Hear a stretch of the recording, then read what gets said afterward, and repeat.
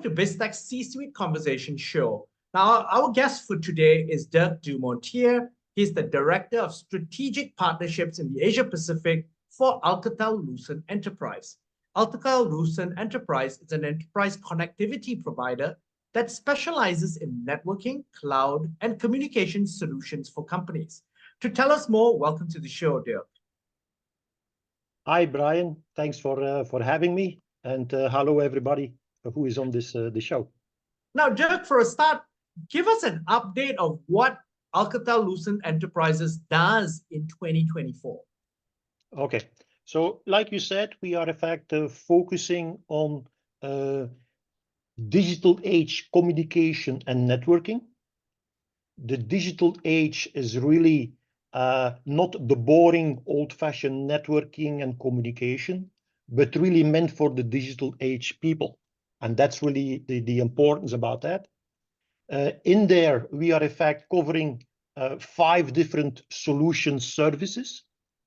And that includes the basic networking, like local area networks, Wi-Fi, this kind of elements, the basic stuff.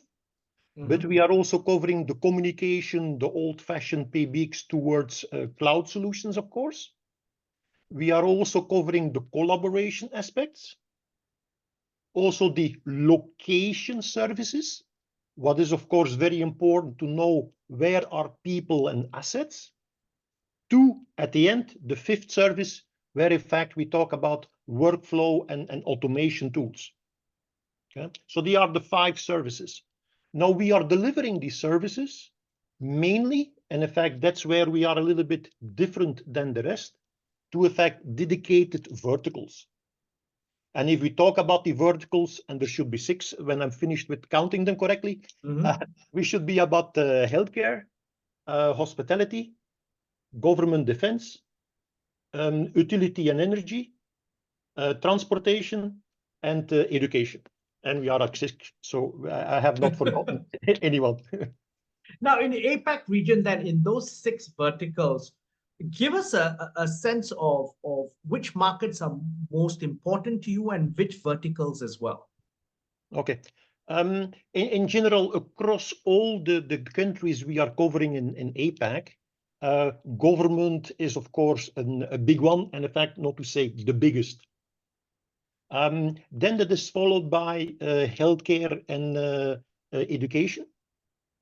Then we have also, of course, the hospitality, and then the utility and transport is then coming alongside.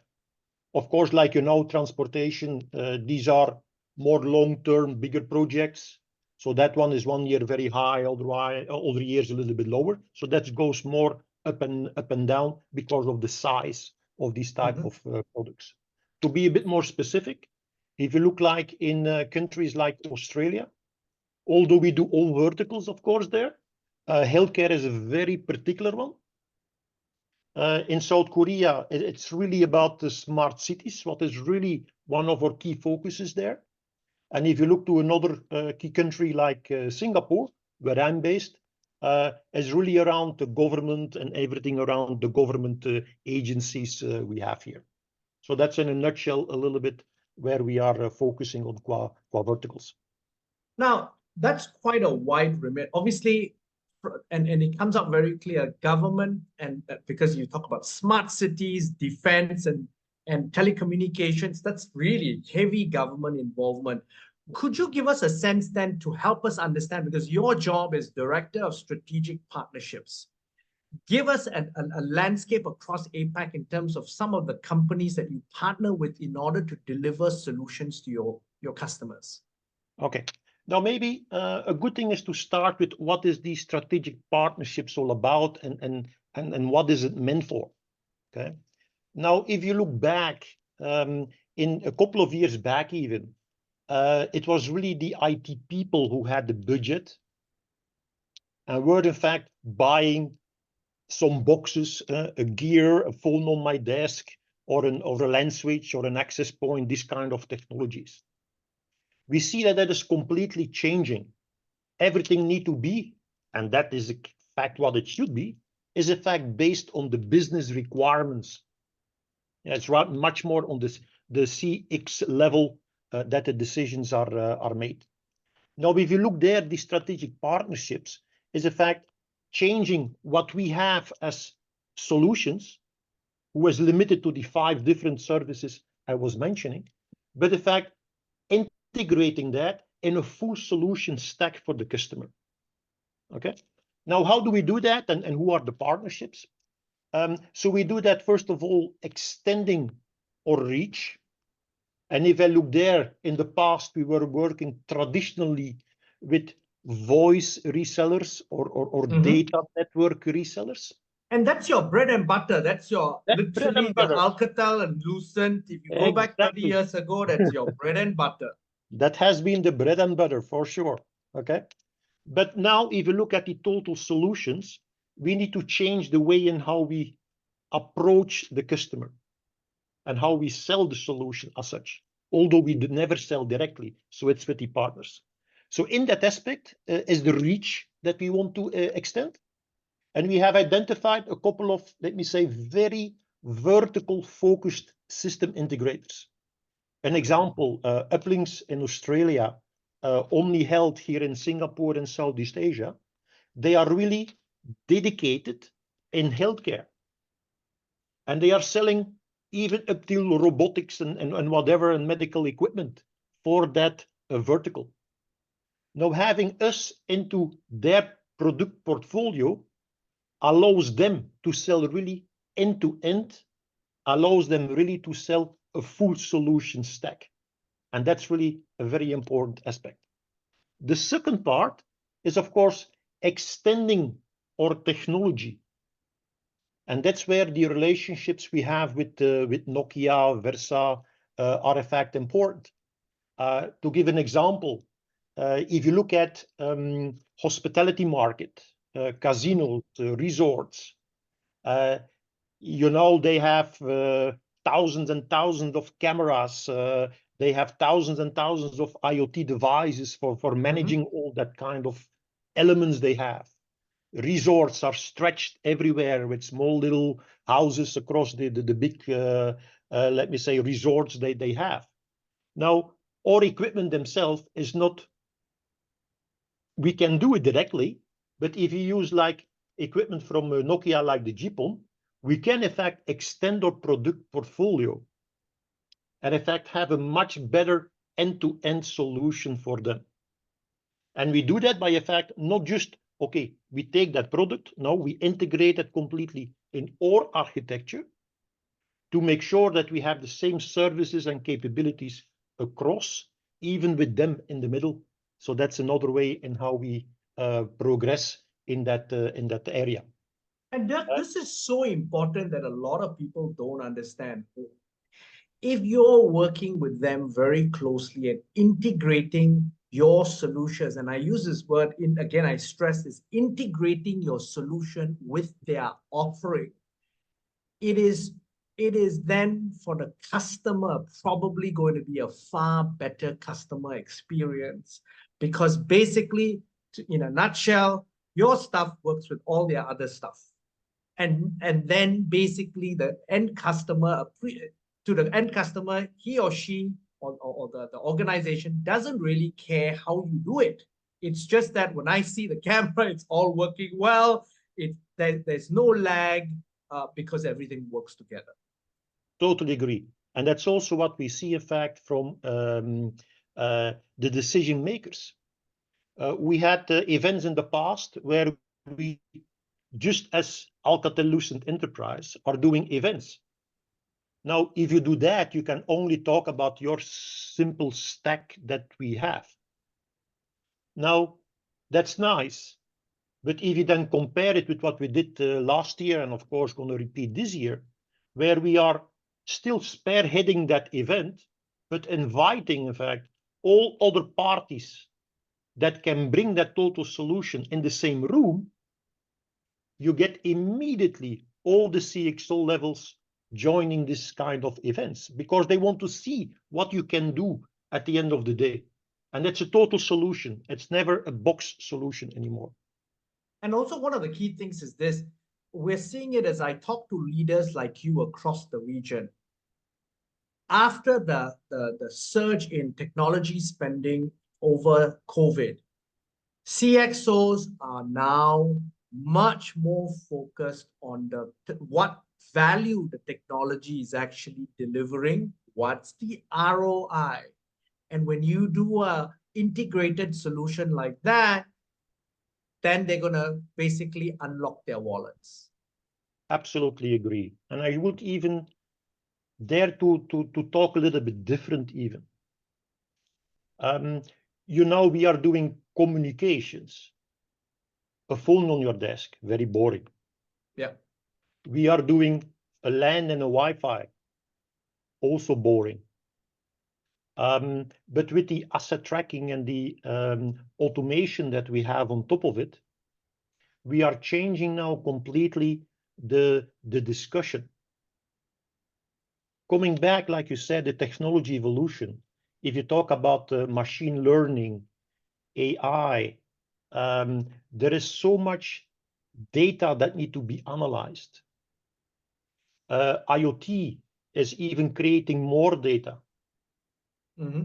And with the automation that is coming in, what we see is that the businesses are deploying now or starting to deploy all the AI, but at the end of the day, and the automation, so AI and the automation, it is all brought back to something that they can easily replicate. So the simplification of that, all the repeatable tasks are easily put into the AI and the automation tools that they are using.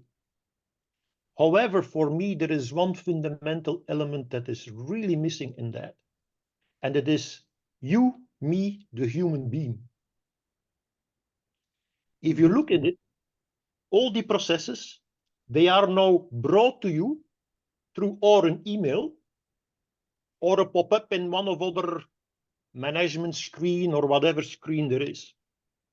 And that's the only human interaction that you have with the automated processes.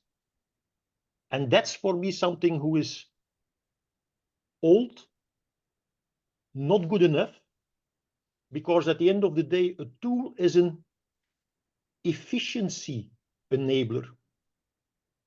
But without a human being in it, it's not always the effective as such. So what we are doing now, and there is really new that is popping up, and I get each time I talk about it, I get more and more, let me say, discussions and interactions through it, is if you can now bring the business automation tools and you can really integrate that with the people, with the human being on the moment, not an email in your 200, 300 emails that you have to do, but on the spot, like you have in the past, the pager that is beeps, I need you, yes or no, do we continue, do we stop, what do we going to do? Or even make a phone call to somebody or announce it, hey, this needs urgent attention because this is a flow that's going to stop or whatever it is, what needs to happen next. So bringing the human into the automation, because the human has the power to decide what is at the end of the day the next step, because that's where the creativity lays. And bringing that in is for me now the #1 priority. And even more within the location services we are adding into the picture. We have now a complete story. So we are collaborating with the business process. We get the information, we acknowledge stuff, and the automation can continue. But it is based on the location context. And that's interesting. You know, Dirk, can you give us an example of how you've had customers do something like this? Yeah. We have here a mental health institute in Singapore. They had, or they used video AI to monitor because there's shortage of staff. They have video cameras to monitor all the, let me say, corridors and open areas where their residents are in fact moving around and whatever. because, okay, mental health, you have fights, you have all these kind of things that are happening that should be protected one way or another. Yep. Now, they had all the cameras, and you know what it is with CCTV. You had big screens with all the different frames, but nobody looks at it. Okay. Now, what we did together with our partners is, in fact, putting a video AI solution on top of it. So now it's, in fact, AI who is looking into what's going on. Is there a fight? Is there somebody falling down? Is there an accident? Whatever it may be. And it's, in fact, it's the system who is now, in fact, alerting the people. So it's only by exception. The person doesn't need to be watching. Basically, Exactly. there's a fight, there's an alert, and then people look at it. And they probably can access it from their phone and say, we need to do intervention. Exactly. But there is the next step, what I say, the collaboration. You interact with that process. And instead of just sending it to everybody, there is somebody who fell down over there. Now, we do that to the nursing team close to that location. Instead of then just sending a beep, beep, beep, there is something happening. No, we help them in solving it. What do I mean with that? If it's a fight, they know it's a fight. But when they press a button, so we give them additional tools to resolve. Okay. So when they press a button, they open that video camera. So wherever they are on that floor, they can already see what's going on. So that helps them already. If it's a big fight, maybe it's better not to go in alone, something in that in that matter. Or maybe it was just a very short one and it's already resolved, so they have a little bit more time. The second button that we provide is, in fact, opening immediately the medical record. So instead of going in there and, okay, he didn't have the medication, you need to figure out all these kind of things, we automated that process as well. So it's not only notifying people and, of course, optimizing the workflow, but it's also helping the people and having, in fact, the people, in this case, the nurses, involved in that process and helping them in resolving it. And that's, in fact, where I think is the automation heading to. It's not just an email or a pop-up. It's how do you bring the people inside that process and help them in solving it or helping them in making the decisions of what to do next. Just as you're doing that, I want to, and I was thinking of the various applications. I think of two clear healthcare applications, high dependency wards and intensive care wards. The staffing levels and the costs associated with those are tremendous. Solutions like this really then help to maintain the level of care, but obviously with the left level of human intervention and necessity. Exactly. And another example, and that one is have we done even on our own product set. Okay. Imagine in networking. Okay, you have a physical port who is down, or you have even a security attack ongoing, or you have by staying in the healthcare, a new medical device who is connected on the network. So the biomed people have added a new medical device on the network. Now, what is the first thing that will happen? The network equipment, through the network management, will inform IT. And then it sits in IT until somebody sees that email or pop-up or a red line in a screen monitor somewhere, whatever it may be. Now, what we have done now, we took that information, we put our own machine learning AI on top of it, and we make a contextual interface like you do like with the WhatsApp or whatever. Okay. But we do it in our collaboration tool that calls Rainbow. And we put it there from, look, there is a DDoS attack happening on this port. We capture the IP address of the origin and we shut down that port. What should we do next? Do you want the trace to be sent to your email address? Do you want this? Do you want that? That's one. Very simple, very straightforward. That can be used for business users as well. Imagine in a hotel, a LAN switch port goes down and it is the phone of one of your VIP guests in a room. And you can see, maybe it's not happening so much anymore these days, but they call effect, or they use the wake-up call from the hotel. Now, if the phone is down, the wake-up call will not work anymore. But if you can inform from, look, guys, that port is down, that means your VIP customer, his phone is not longer working. Please take note.